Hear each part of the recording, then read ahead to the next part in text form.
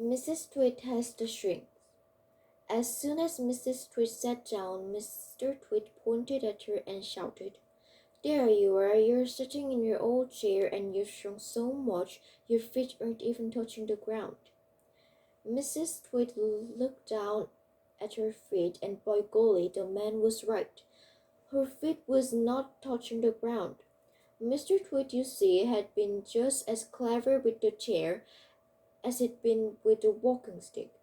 Every night when he had gone downstairs and stuck a little bit extra onto the sticks, he had done the same to the four legs of Mrs. Twit's chair. "Just look at you sitting there in your same old chair," he cried, "and you've shrunk so much your feet are dangling in the air." Mrs. Twit went white with fear. "You've got to shrink," cried Mr. Twit, pointing his finger at her like a pistol. "You've got them badly. You've got the most terrible case of shrink I've ever seen." Mrs. Twit became so frightened she began to dribble. But Mr. Twit, still remembering the worm in his spaghetti, didn't feel sorry for her at all.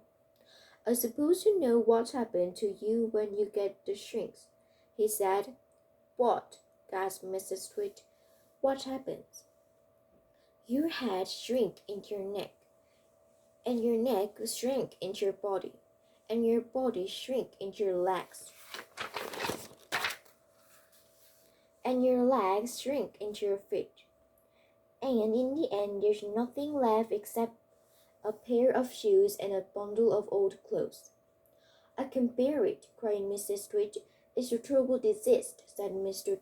Twit, "the worst in the world." "How long have I got?" cried Mrs. Twit. "How long before I finish up as a bundle of old clothes and a pair of shoes?" Mr. Twit put on a very solemn face. "At the rate you're going," he said, shaking his head sadly, "I'd say not more than 10 or 11 days." "But isn't there anything we can do?" cried Mrs. Twit. "There's only one cure for the shrink," said Mr. Twit. "Tell me," she cried. "Oh, tell me quickly." "We'll have to hurry," said Mr. Twit. "I'm ready, I'm hurry, I'll do anything you say," cried Mrs. Twit.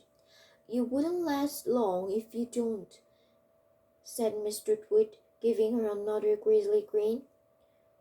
What is it I must do?" cried Mrs. Twit, clutching her cheeks. "You've got to be stretched," said Mr. Twit.